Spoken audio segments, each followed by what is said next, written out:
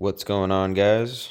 So as you can see, I've been bucking all my buds, all my flower off the branches here, and I take all my nice tops, all my nice round ones, and then I throw all the super larvae stuff and the branches into a discard bin, and then I'll be throwing that into my compost pile so I can just be trimming and working with all the nice round beautiful flower, the nice tops. So yeah, we'll see what the pile's looking like. So I dumped all my branches and my loose leaf, all the sun leaves, into this bay right here, and then I'll layer it with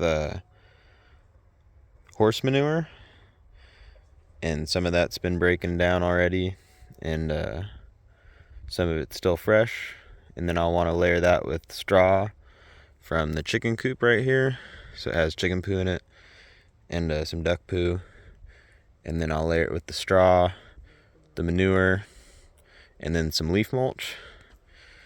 And this is a pile that's been going for a few weeks now. As you can see where the chickens are digging it, there's a bunch of mycelium and heat activity. It'll be steaming here in the morning. And then as you can see there, I have all my big plants, all the waste from those, and I've been piling manure on those too. So this is how you get your soil, your compost activated. And yep.